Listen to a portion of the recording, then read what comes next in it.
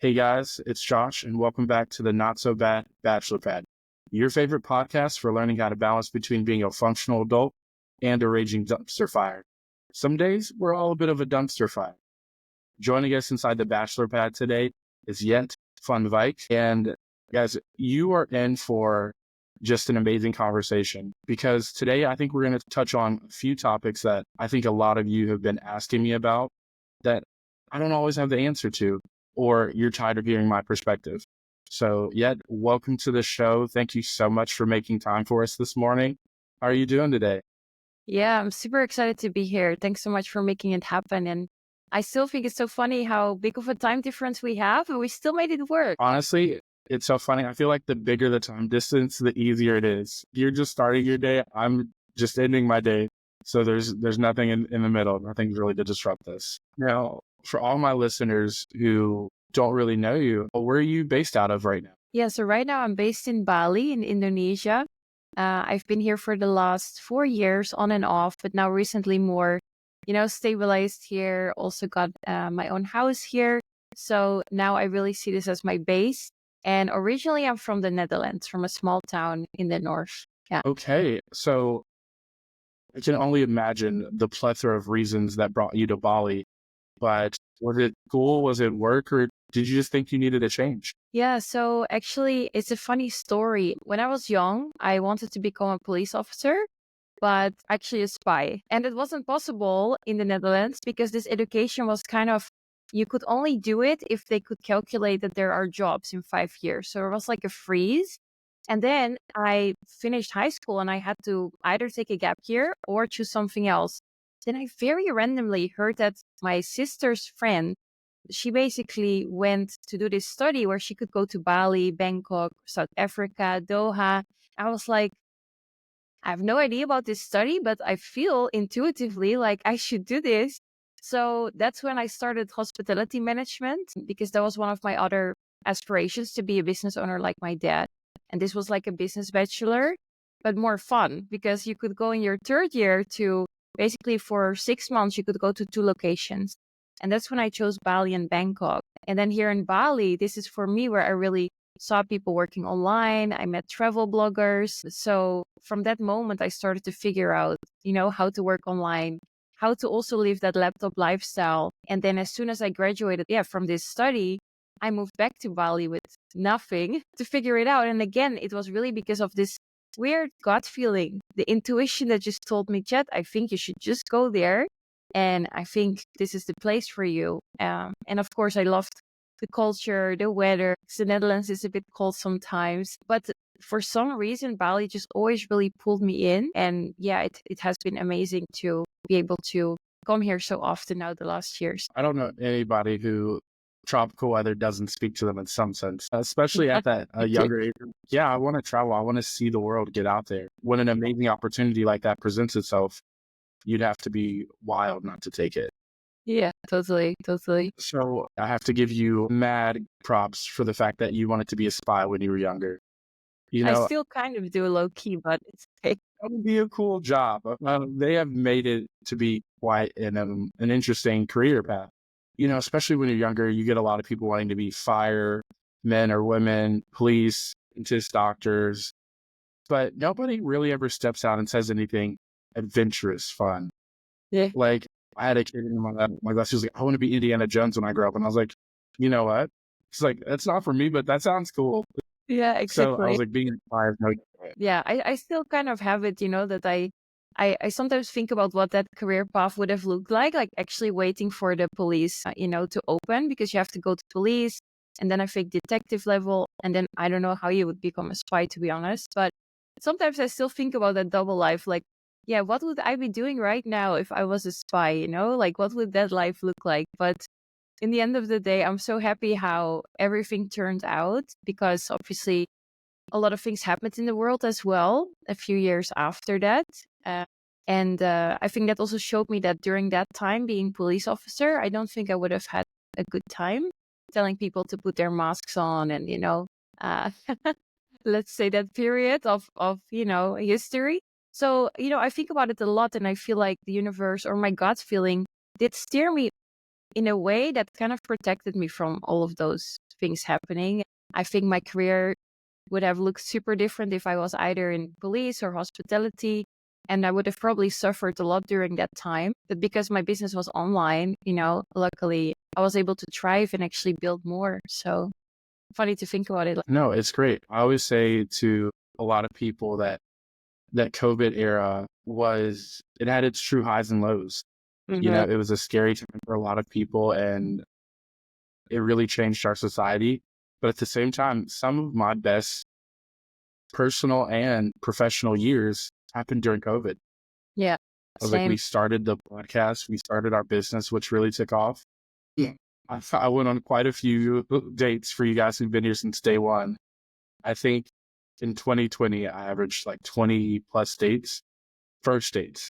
So that was a good and bad thing. But like I said, it seemed like even though the world was closed off, so many doors were open. Totally. Yeah. And you had to think in a different way, I think, as well during that time. But it's interesting how, life changes you during those more extreme moments, right? Because I had the same. I did a lot more personal development. And that's when I actually started to scale my agency because I had time and I didn't have to go to any clients or offices, So I was able to scale. If for some people it might have been a great time, other people not. I also know that, I studied hospitality management, and my last year I did an internship for Hilton Hotels in the UK. So that was my corporate, experience in the basement office. So it was not great. But, I declined a really big job there right before actually going to Asia again and trying to work online. I declined a really big job and I was like really feeling gutted about it. Like, what should I do? And I listened again to my intuition, to my gut feeling. And then, of course, the pandemic happened. And then I heard that all my colleagues lost their jobs. It's like, whoa, if I would have made that choice, I would have also lost my job during that time. So again, like somehow the universe just, moved me through and showed me the better way, I guess, during that time. And it's amazing how our intuition, our gut feeling sometimes protects us and Mhm. gets us a step ahead because something probably told you, hey, this isn't the right fit for us, at least not right now. Let's step out and take a chance on ourselves. And like you said, had you not done that, who knows where you would have been or how much longer you would have even been in that basement. Yeah, totally. Yeah, exactly. I'm excited to get into today's topic. I reached out and I kind of told you that we have this segment on the show called Health is Wealth. And to me, as much as we focus on our romantic relationships or just educating people on developing their own self, I feel like one aspect that I would be failing them if I neglected is how to focus not just on your career, but on your physical and mental health as well, because they kind of go hand in hand. They really affect each other. And as somebody who has gone from college graduate, corporate world to influencer to now business owner, I could imagine you've had your fair share of ups and downs mentally and emotionally. So I'm so curious to see how that journey was for you. Yeah, yeah. I think mental health, especially when we're doing something related to the online world, it's it's a big one to factor in terms of acknowledging that you are gonna suffer some mental health issues because of social media, because of everything that it does to us, and because it's part of your work often, right? When you have an online business, that you have to perform good on social media and likes and comments and all of those things. So yeah, for me, when I was in Asia for that, let's say 6 months, that exchange, that's when I started to become travel blogger because I met people that were doing this, and I was like, okay, that's what I want. I want to get, paid to stay in hotels and travel the world for free. But I realized later on that it wasn't free; it was costing my mental health because yes, I was able to travel. I was getting brand collaborations and all of these amazing things. But at the same time, my success was so tied to how much followers, likes, and attention I was getting online that, of course, every time you post, you're refreshing, you're scrolling, you're checking. And this became actually I had a passion for creating and for documenting and making content. And that changed to curating, because at some point you started to realize what things perform well and which things don't. And in this way, you subconsciously change your perception actually of what you like, because now you start to do what your audience likes the most. So whatever gets the most likes and Right. followers, you will try to copy, repeat, and whatever doesn't, you starve off. You stop making that. Whereas maybe deep down, that was the thing that made me authentic, that I actually liked. That was the reason why I started. And yeah, that's why for me, being an influencer and travel blogger in that niche, I realized one day how toxic it was and that I just had to get out because it was costing my mental health. It comes with the comparison game. It comes with chasing followers, and basically changing who you are to get liked more, because the currency there was attention and not necessarily KPIs or how good you are, but it was just how can I get the most attention possible, and sacrificing your own mental health and your own choices and, let's say, values for that. And in that industry, that was the biggest struggle, I would say, in that business model of influencing. No, that's huge. And you bring up two amazing points. The first being that you have to live a life that you're proud of. And when you start compromising your values to a certain extent that you don't fulfill, and then you're not creating legacy that you're proud of, and you're like, well, what am I really doing this for? Mm-hmm. And then the second thing that we talk about countless times on the show is turning your passion into a profit. But you're right. When you start compromising, Mm-hmm. you can get that, especially like, we're just going to be blunt about it. It's different for men and women, because we all know when women post some pictures, they might not be comfortable because it's like the more skin they show or the bigger the smile, the more people engage, the more they like it, the more comments you get. But you're like, this isn't the real me. This isn't something you would normally see. Mm-hmm. I can just imagine how that wears on you. And then it starts to become a chore. At least I can say this. It's so hard for me sometimes to put out content. And I was like, I don't ever want to put out content that makes me feel like it's a chore. Like I have to make something up. I have to do a TikTok. I have to do a new Instagram reel. We have to put out a new episode. If it ever got to that point for me, I was like, is it really worth all the views? Mm-hmm. I was like, I don't know. Some things you just can't compromise on. Yeah, no, so true. And then you start to, kind of lose, let's say, the love for what you're doing, because, you're kind of more attached, I guess, to the vanity metrics, like how it performs or this or that, and thinking too much about what your audience wants instead of what you actually want. And I think it's harder nowadays to stay authentic and to really just say no, and actually go against conformity, right? So go against to what the crowd likes the most, because you are seen then as different, and it would not perform, but it could also be that if you're different, it actually pays off even more because you're doing something different than most of the people. But it's safer for sure to follow trends and to follow what works versus Right. sticking out and The standing algorithm for is your own. Yeah. Now, I mean, and you can disagree with this, but I feel like anybody who is aspiring to be an influencer who's in the culture or in the culture currently, sometimes they start to question who's influencing who. Because like you said, when you are so captivated or at the beck and call of your metrics, because that's what generates your brand deals, that brings in the money, is the audience influencing us, or are we actually influencing our audience? Yeah. That's something that I find to be hard, semi in this space now. We didn't get as many views as we did last week, or this did really well.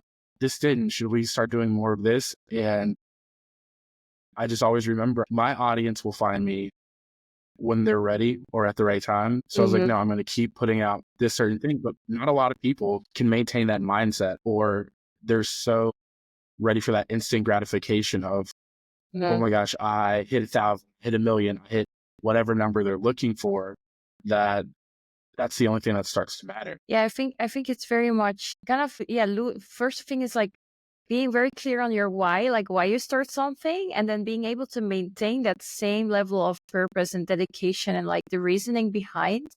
I feel like if you strengthen that, you can already make sure that, you're, let's say, following the crowd less. But in general, how my brain works is that when I learn more the science behind something, I can understand it better and I can resist better. So for me, it was a big game changer when I actually spoke to neuroscientists and did a lot of research into social influence to learn what social media does to our brain. And why are we actually trying to copy others and trends? And, why is this happening to us? And the biggest thing I learned was, very simple. But if we talk about conformity and we break down this word very quick, which is like, obviously you're following the majority of people's, opinion so that you have a higher survivability rate. So this comes from an instinct in us as a human from back in the day. So if a big crowd, if we're all migrating to the east, then probably you have more likeliness to stay alive if you go with them versus if you go by yourself through the jungle on your own, right? We are conforming to what the majority wants or does, but in social media, it changed into what the majority likes. And this is how, we are subconsciously kind of reprogramming our brain because we're like, nobody liked this, so I should stop doing it. Or a lot of people like this, so probably I should do that, or I should even be like that person. When we have, celebrities like Kylie Jenner, etc., they set off a wave in the latest generations for a beauty standard. Where did that come from? It came from the fact that her content is liked the most. It gets the most attention. So it is seen for people as correct, the thing to follow, the thing that gets you the most survivability because the most people like it. So all of these things, if you understand actually why do we think like that? Why do we want to be like people that are liked the most? I feel like then you can resist better too. You can say, hey, I'm feeling like this right now. I'm comparing myself, or I stopped doing something I love. Why is this happening? Okay, it's because of conformity. So I know where it comes from. So how can I resist now? Is this the moment I should resist and say, okay, I'm not going to be like them, or I'm going to still do the thing that I love the most and I'm the most passionate about? So also realizing where it comes from and why your audience, people who engage with your content, is influencing you, then I think you're also able to resist more and stay more authentic too. And authenticity is always key. But that actually brought me to another question. And when you were speaking about conformity, is how did you know that you were tired of being in that mold of worker bee or just another sheep, and you wanted to step out and start work for yourself, pretty much? Was there Yeah, a you mean moment like where you're like, sorry, yeah, was there ever just a moment? No, you go. no, I think no, you know what go. I'm talking I about. think it's delay. No. I was going to ask, is there ever a moment where you really felt like, I know you're working in that basement, but you're like, this just isn't for me, or you might have felt like the box was too small and you just needed to break out of it? What was that moment like for you? I would say the first one, yeah, was definitely in that basement office, Also because before that, I already kind of tasted what it was like to live abroad, and I saw people doing, these more free things. They were free. They were able to choose their location, their schedule, their timing, what they did exactly, who they worked with. So I already tasted and saw and experienced that. And then, of course, going to that basement office was a very big extreme. But at that time, starting that job, I still thought in my mind, yes, I'm going to start with Hilton Hotels. I'm going to climb the corporate ladder. And in a few years, I will be here and here. When I started it, I was still positive that I wanted to do, well, let's say, grow bigger in Hilton because it's a huge company. But then experiencing it and, I was also looking at my managers at that time. They were, I think, in their 50s or even close to 60s, still living in an apartment, super overworked, super stressed. And I remember them telling me, Jet, one day you're going to run this whole office. I know, like, they had really good plans for me. They were like, one day you can be this, let's say, bigger person in this company. And I was just looking at that and I was like, do I want to be that person? That actually what I'm aspiring to be? Like, still in London, barely being able to afford like house, stressed, working overtime, burned out, dealing with so much shit all the time. And that's when I just looked at it and I was like, I don't think that's right. I don't think this makes sense. And also, we're in a basement office. There's no windows. Like, what are we doing here? And that's also in the winter in London. You can imagine I was walking to work in the dark, sitting in the basement and walking back in the dark in winter time because of the, daylight times, let's say. I was just like, how is this life for a human? I don't think God or the universe or multiple gods or whatever you believe in, I don't think they created us to do things we don't like, to work in jobs that we hate, to feel burnt out and to be in the rat race. I just don't think we were created like that. We were not, brought to this planet as a rock. We are human, and the Yeah. chances of us human is so slim that I do think we should, it's this YOLO, if you want to say it in a short way, but I do think you should live every day, like it's your last. I think you should make sure every day you're chasing towards your dreams and you're trying to do what you want to do in this human experience, because it's so special that we are here right now. That's so true. You only get one life, and I can guarantee, I don't think I've ever talked to anybody who's thought about it like that way, that you are lucky that you're born human, because you have Mhm. so many freedoms. You have the ability to choose and not be as dependent on somebody as maybe a dog or a bird or anything else that you could have been born into life as. So like I said, I really love that point. But I also love the point of you saying you looked at your managers and you really asked yourself, is this a life I want to live? Because it boils down to how we define success. And that just didn't look like success to you. So how would you say that you personally define success? And do you think you're successful? Yeah. Yeah, I love that. I feel like maybe back in the day, I would define success as something like a monetary amount. And then I did all of that. And then I realized that, yeah, for me, I don't think success is necessarily those things. Those things are like a symbol, a totem of the person I had to become to get to those things. So for me, that is the real success. It was the person that I had to become to be able to run this business, to do all these things. So it is the qualities, the characteristics, the discipline, like all of these amazing things I had to obviously develop myself. Unfortunately, we live in capitalism. So, which means we cannot just be nice to people to get groceries. We just have to pay, right? We need money. So, okay, that's the first established fact. We need money in this world. Fine. But then my question is, at least you can be more free as a person if the way that you get money is something that you're super passionate about, that's closely aligned to a feeling of purpose, a feeling of fulfillment, a feeling of doing something bigger than yourself. So I think that's important, that you love what you do, you're passionate about it, so it feels less like work. Because we established we need to work, unfortunately, because we need money, okay?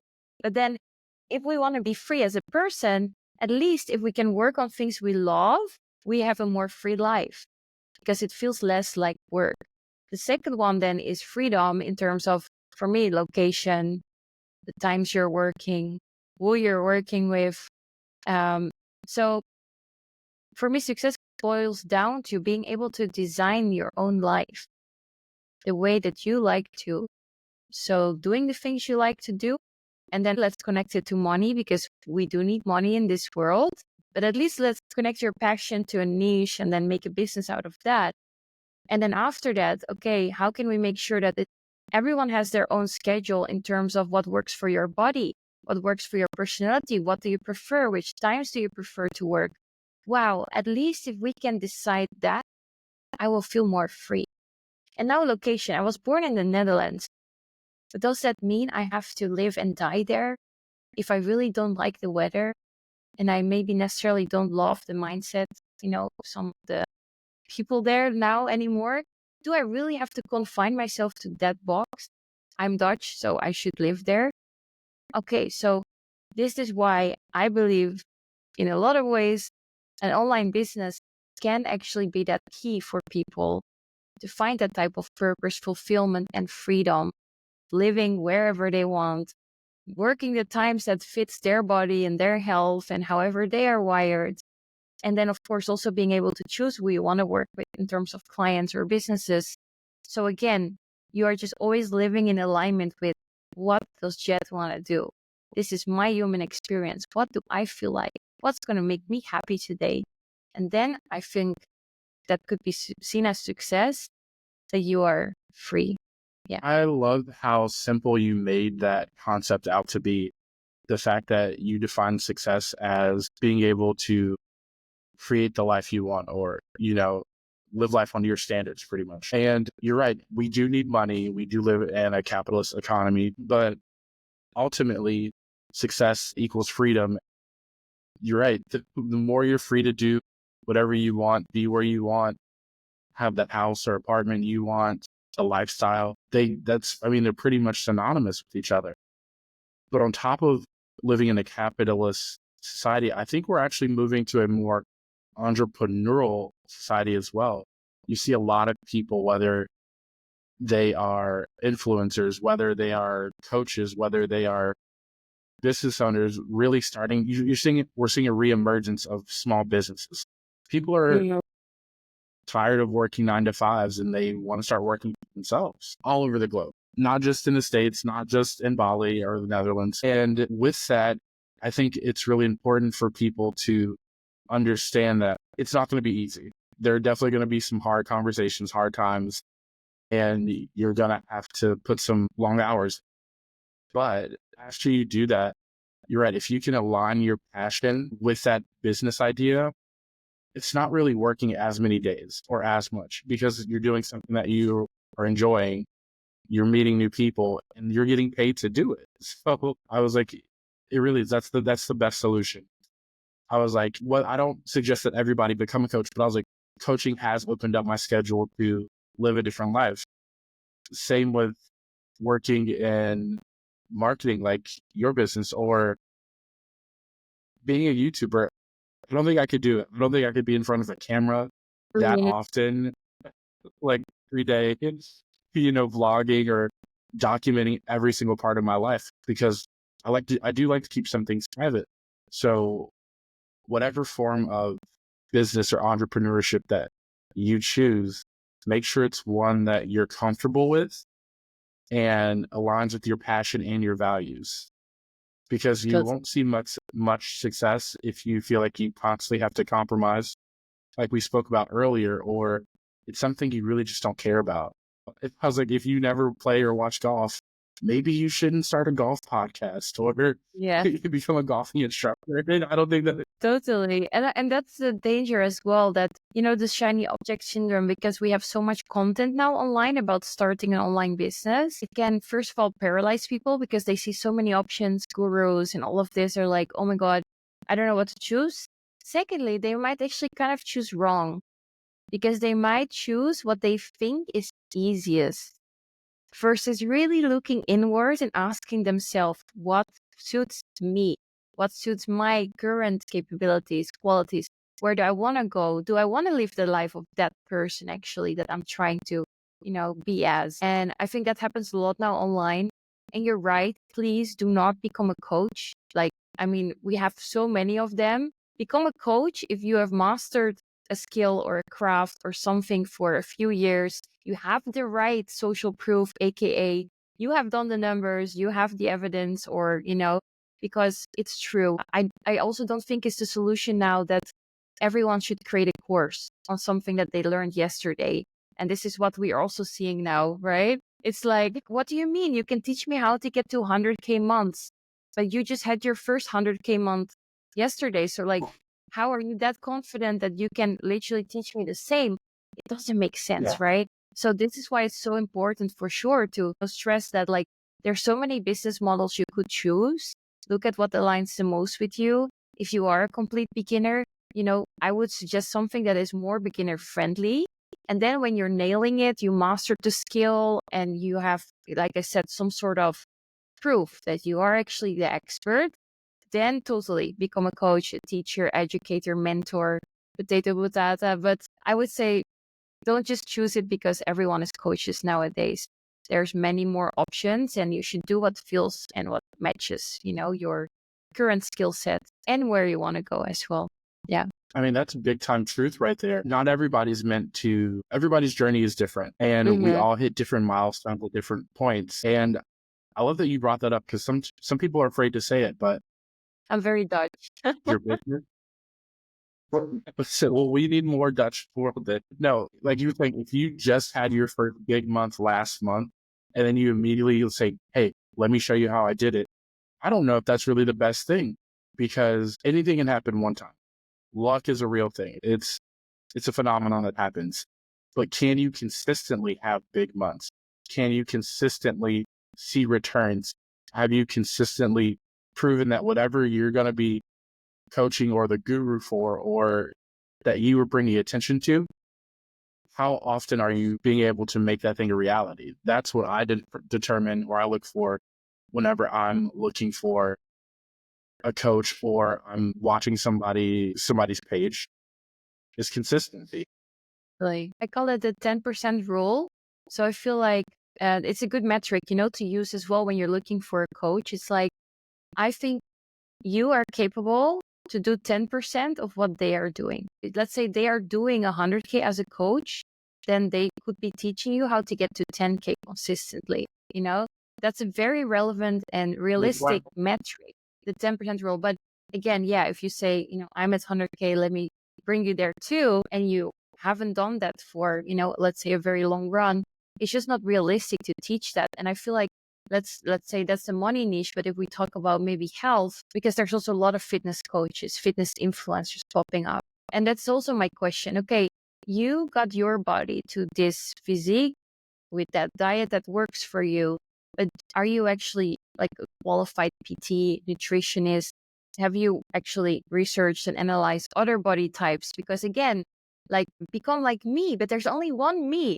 So how can I really confidently promise that, if I maybe, let's say, and I'm talking now about the fitness coaches who, just only work off their own, accomplishment of their body. I feel like, again, if you want to coach other people, you should get the relevant, certifications as in PT and nutrition and all of those things to be able to generalize your amazing result to more people.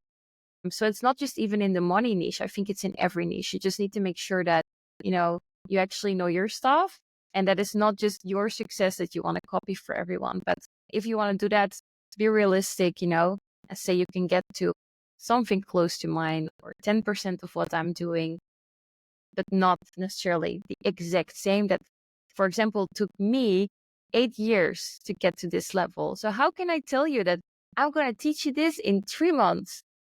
No, it doesn't make sense. Yeah, I am enjoying this so much because this might be one of the most authentic conversations we've had on the show.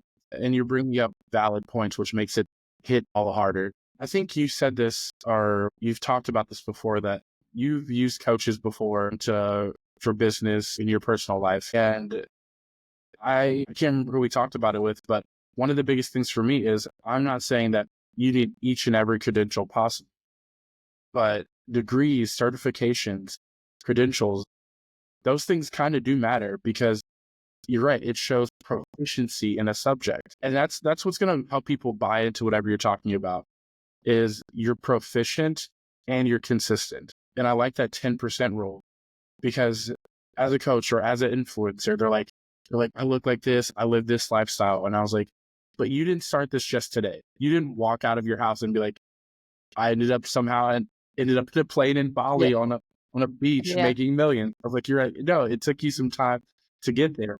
People don't really understand that you have to invest money into yourself, into becoming the expert. Then you start to see things grow. You start to see things trend up.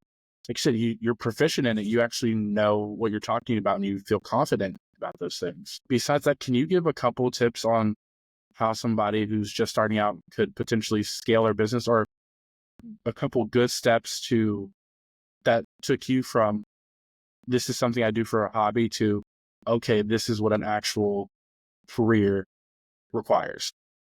Yeah, I think I always will attribute it to also mentors, because the first year of business, I was kind of just fucking around. I was just enjoying life, sitting on the beach, working here and there, I was freelancing. So it was literally it's true. That was the laptop life. I was working from the beach with my laptop. I was working from the poolside with my laptop. Even though some people think, oh, it's just for the photo. Actually, that was my life. That was what I was doing. It was so chill. But then I made a conscious decision that I wanted more. I could have stayed in that life, chilling, few hours work here, there, super relaxed. I was like, no, I want more. And I think that is the first thing. It's like, are you ready to make the sacrifices that is going to take? Because what did that mean? That I went from chilling, working around here, co-working with friends, to sitting in my office 12-hour days, waking up at 5 a.m., I did all of that. And at that point, I thought that was what it took, being this super high-performing person. And it did bring me a lot. But I guess it's like, yeah, you have to think about the sacrifices. So I stopped partying. I stopped going out like that. I cut off certain friends, and I really got serious about what I wanted. And I decided that I was going to pay the sacrifices that would come with that. So that's the first thing. You actually have to change your whole, I think, routine. Who are you hanging out with? What are you doing? How are you spending your time? And are you ready to put in the work? Then after this, it is looking at things like, okay, what I'm doing right now, this is a big mistake people make. If something is working and you're making money, you're just going to do more of just that. That's it. Don't start to think, but this person told me to start joint ventures and an affiliate program, and maybe I should do this and no. That is often where people try to scale and everything breaks and they end up worse than they were ever before. It's the simple stuff. The simple stuff that's going to make you the most money. So look at your current business. How am I getting my clients? Analyze this. Or your customers. Where are they coming from right now? Where did they find me? You can either ask this or maybe have a tracking system for this like us. And then who are these people? So analyze that customer avatar, literally look back into the people that you've onboarded or taken on or that bought from you. Who are these people? Now, the only thing you're going to do is do more of that, of the way that you found them, and find more people like them. Focus just on that. And then you're going to look at, okay, how can I now automate parts of that process? Or how can I hire people that are going to take away the, let's say, manual tasks around that? But you're not going to change the task. Because again, the money is in the boring stuff. It's just true. And even I had a moment where we're like, okay, let's do this, let's start this, and blah, blah, blah.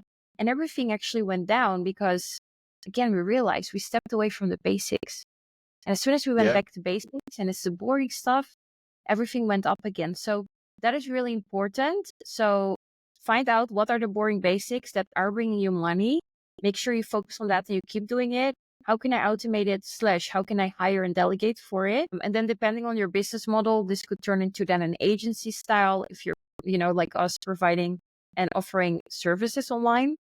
If it's products, you could probably look at also automation or hiring VAs and things like this. And then you can look at, I would say the third step there is looking at, okay, how can I now make sure that my systems are up for more traffic and then getting more traffic? So everything in the system, how am I onboarding or selling products? Is that up to scale? Can it handle scale? And now you can do two things. I did the other way around. I first upped my traffic like crazy so that everything broke. And I was forced to fix my systems. This is one way, and I kind of like it because it's that survival feeling. You're like in the night, you're like, nothing is working anymore, but we have to do it. So I had to scale my systems later and I first scaled traffic. But I think it's worth thinking about, okay, if I'm going to scale traffic now, what's going to break? What's going to work? What do I need to optimize? And then you're just going to look at increasing traffic, but again, to the boring stuff. The same strategy. So if a webinar has brought you the most money, stick to a webinar funnel. Don't start making a call booking funnel. If low ticket offers worked for you, do that. Don't change your whole business model now to high ticket because you heard someone do. No, what works for you? Do more of that, automate it, delegate it. And now the last step, bringing more traffic and make sure that your systems are up to handle the traffic and convert the people into buyers. So I would say, that would be definitely my advice, in these simple steps, and really just sticking to that, removing fluff, and also finding a mentor. because that for me was the biggest thing. As soon as I started investing higher level into mentorship and coaching from people who were really where I want to be. So I'm not talking about a self-paced course or Udemy or Coursera. No, I'm talking about finding literally the person in your industry who is doing that 100%. So this is multiple 7 figures, 8 figures, because you want to go to at least multiple 6 figures or 7 figures. So that's the 10%. So who is the 100% of where I want to be? You can reverse the process. 10%, okay, I want to get to multiple 7 figures. Then I need to learn from someone who's doing multiple 8 figures right now. Find that person and then look at their life. Are you willing to make that sacrifice of how they are living their life? Because you might want their outcome, but are you ready to also want their sacrifices, the hustle, the amount of work they put in? And then if you do, That's right. you decide to choose this one mentor, and now you're going on an information diet. So you're going to stop listening to other podcasts, to other books. Like, stop with all this crap. You're just going to listen to this one person because let's say you're making a brownie. You're going to follow one recipe. We don't want to hear, I heard someone there to tell me that I should add a little bit more of this and that. No, it's going to be ruined. You follow that recipe and only that for at least 1 year. And if it didn't work, then you're allowed to look somewhere else for other options. But at least try it 1 year, follow their exact recipe, and literally tune out all the other gurus because you made a decision. So now you need conviction and you need to follow through with actually following their recipe. And then if you put in all the work, in my opinion, if you find your right mentor, you find your right program, etc., there's no way you're going to fail because it's a recipe. They got that result for a reason. All their students got the result for a reason. So if you follow the same recipe, you are going to get there in the end. It might take you more questions or, you might make a few mistakes. But if you just have conviction and discipline and you follow through, it's crazy to see how many more people would succeed versus trying it for a month, failing at something, and then being like, I feel like dropshipping sounds easier. Let me try that right now. A week later, let me try an Etsy store. It's like, no, you need conviction to one mentor. But honestly, I think mentorship is going to be the new way of education in the world. I've been saying that for years. I was like, can we please go back to the days where people had apprentices? Apprentices. Because we're taught all this information that we're not really applying. When I was like, if you know what you want to do, once you find something that really works for you, stay with that person. Learn all you can about that one thing. Be great, be excellent at that thing to make yourself the next expert, to make yourself a pro. Because you're right, a lot of people are, myself included at times, we think things aren't happening fast enough. We live in such a fast-paced society that you're like, things are just dragging along. But really, you're right, you have to have conviction. You have to stick with something because they say it takes 90 days to form a habit. Well, after you form a habit of doing that, like you said, stick with it for 3 times that much as long, that duration as well, so that you can actually start seeing the return on your investment. Because if you just do something for a month, you'd be like, well, this didn't work out. What can I change? Well, yeah, it's only been a month. I was like, you haven't really expanded your reach. You're not seeing the fruits of your labor. Keep doing that for a few more months. Oh, wow, I plowed a whole field, or we planted a whole garden. We've learned this new task. I feel like people who are listening to this, or who have heard you speak about this commitment, that consistency piece, those are the ones who are really going to start to tick up to the next level. They're going to start finding that 100%. And I like that you flipped it because you said anybody who you are working with or you're looking up to, they should be talking about, hey, I can get you 10% of where I'm at now. But if you are at a number and you're like, this is where I want to go, look for those people who are already consistently being in those places. Or, that just makes sense to me. Is something small that I feel like a lot of people probably just gloss over, but you're right. Look for the people who are not new to what you want to do, but who've been proven successful at what you want to do. And then try to work with those people. Take their advice. Because you're right, you can't have too many cooks in the kitchen. That's a real thing. Mm-hmm. Yeah. Now, we talked a lot about our mental health. We talked about our professional health, what's healthy for us to be functional business owners or just workers. Now, the other part of our life that's super important, that as the show entitles, the Not So Bad Bachelor Pad, let's delve into your personal life, because you're pretty young. You've done a lot for your age. That's a huge shout out to you. But were you single while you started your business and you just focused on that? Were you in a relationship and had a partner who supported you? What's that been like for you? Hmm. Yeah, I think it's such a topic I think about myself as well a lot. So yeah, basically when I just became, let's say, influencer and kind of started to try all the ways to work online. So really in the beginning, I was single. So I also moved to, Asia myself alone. Then I think 6 months in, I got into a relationship, and we were actually together for 3 years. So I recently got out of that now 7, 8 months ago. But I'm super thankful for it because I can see how that stability that I had from that partner, even though, in the end it didn't work out, but the stability that I got from being in that relationship, it did really help me in business as well, because it just gave me that person that also, was able to support me in terms of like things coming up or business problems or anything like that. And also just the stability of not having to worry or think about dating or thinking about like, okay, now I see that I'm single now 8 months, let's say, and I started dating again. I would say maybe 1 month ago, because I really took the time, to heal and all of those things, eat, pray, love, Bali style. So, I started dating now, but I can see how sometimes it does take up my mental space and I'm annoyed by it. I'm like, actually, I just want to work. I don't want to worry about this date and even especially now I'm launching some new Yeah. offers, and I was on dating apps and I have some people messaging me and I'm just like, you know what? Sorry, I just really don't. I just want to work and focus. Like, I'll get to that later or something. So, I mean, I do believe that it's true that if you have a stable partner relationship as a business owner, it goes both ways, but that it does contribute to your success because you do have a little bit more that emotional support. You have some stress relief. You have this go-to person that's always with you. You do things together. Like, I do think it's very healthy and will help my business as well.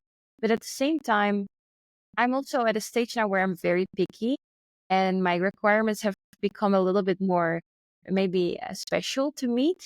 So I'm also not rushing into just, getting into a relationship or anything like that. It really has to add to my life because right now I basically created my dream life. So I'm like, if it's not Yeah. adding to that, then why would I want it? I don't want more stress. I don't want more problems.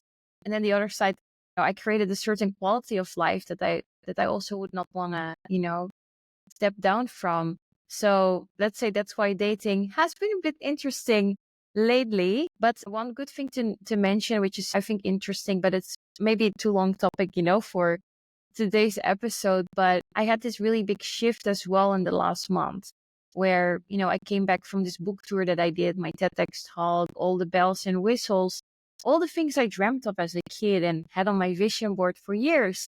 I achieved them. And I also bought a house. And I sat in my house and I looked outside. I was like, fuck, I'm not happy. I said, I have 10 more business ideas in my notes. Am I going to keep building businesses? No, I want to be a wife. I want to be a mom. You know, I was like, I achieved actually all the business success, that career success that I wanted, literally. And I could do way more, of course. And I know that every company I start, I probably crush it. Is that what's going to make me happy? And that's when I realized, okay, actually, I am going to prioritize a little bit, finding the right partner because I am really excited about being a mom. And I never thought that would come, at least this strong, because when I was in Hilton, this is what I said to my mom. I said, yeah, I'll just work in corporate. I first want to make a career. And then maybe in my late 30s, I want to get a kid because my mom also got me when she was in her late 30s. And I said, first, I want to make a career and do this and do that. And then I will worry about kids. And I feel like this is the reality for a lot of women nowadays because we are pushed into needing to work, needing to have an income as well, working full time, doing it all. that we focus and push for a career because now that's kind of what society expects. And in this way, our maternal instincts and like the thing that maybe we're actually designed to do gets kind of suppressed. And I feel like I was very lucky in the way that I achieved those career goals instead of at 36, at 26. And that gave me that realization of, fuck, if I keep going like this, I don't think I will be happy. I want to have a husband. I want to be a wife. I want to be a mom. And I feel like that I would even want to focus on that and work less, most likely.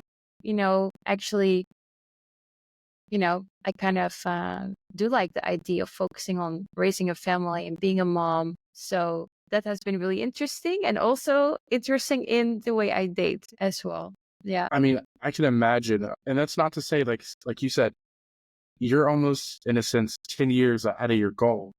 So a lot can happen in that time. And that's not to say if you become wife, if you become mother, that you can't go back and still be an amazing businesswoman.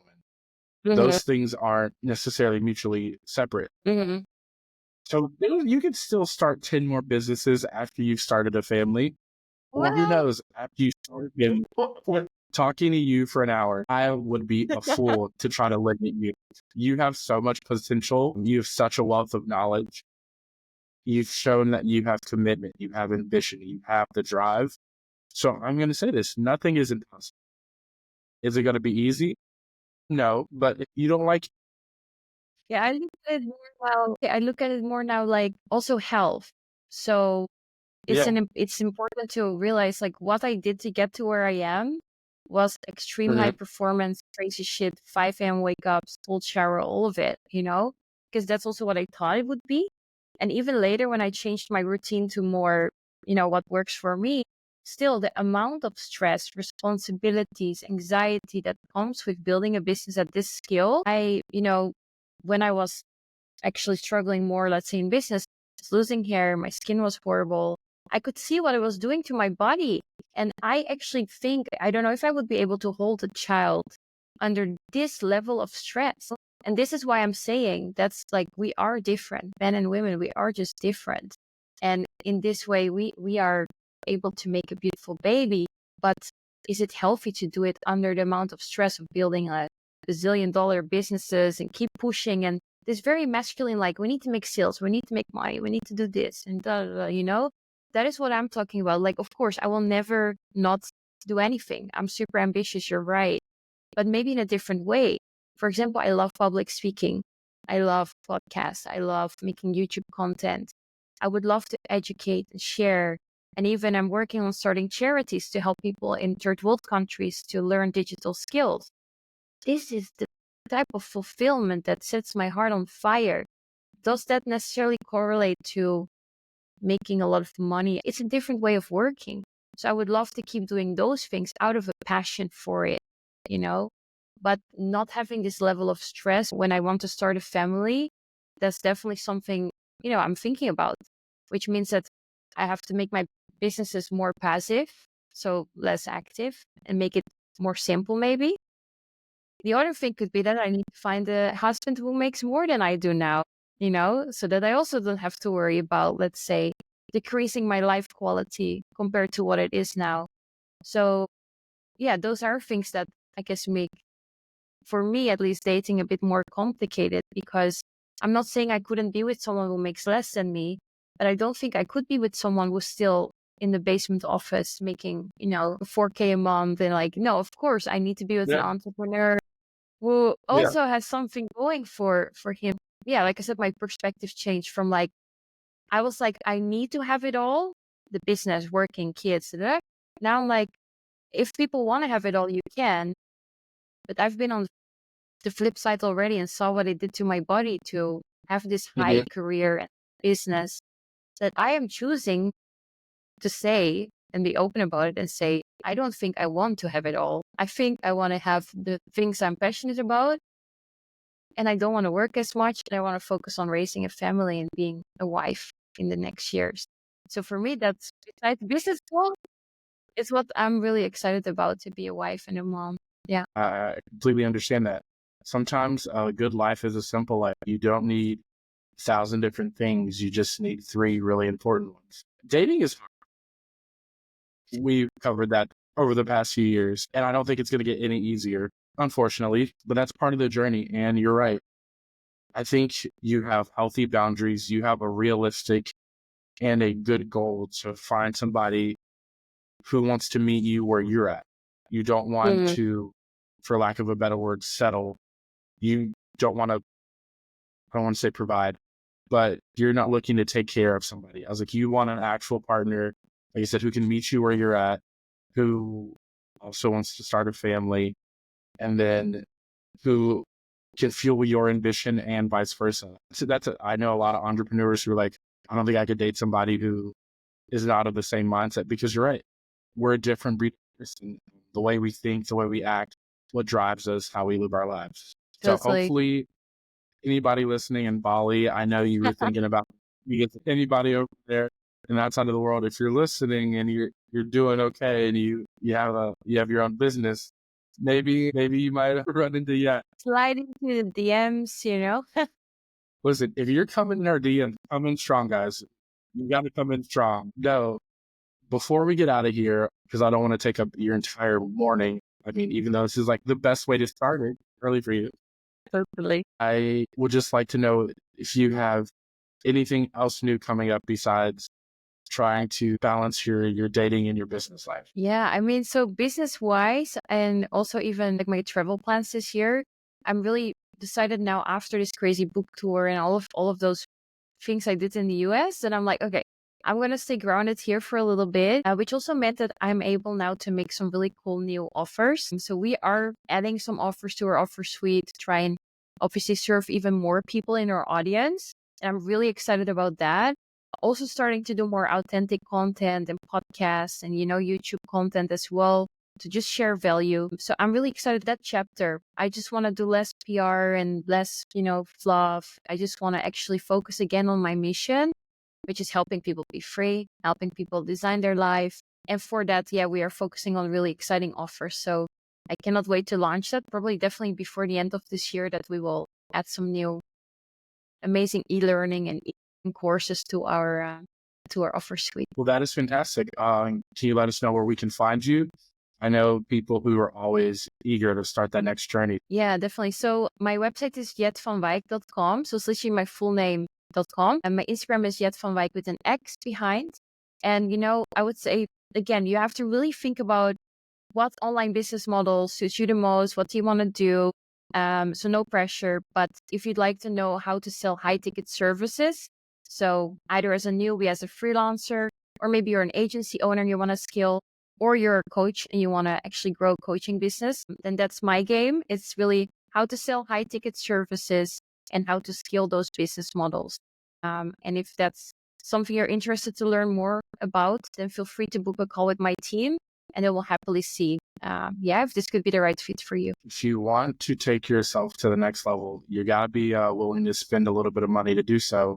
And you have to work with somebody who's been there, who's reached the summit and is now descending, yet has proven herself that she is not still climbing the mountain. She has reached multiple heights, and then that she can do the same for your business as well. I'm going to make sure to leave her links to the website, to her Instagram, to everywhere down below in the comments.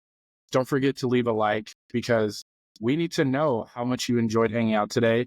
Leave a comment if you learned something, or if you're curious to start your own entrepreneurial journey. We both would love to support you in any way that we can. And I will see all you amazing people next week for another episode of the Not So Bad Bachelor.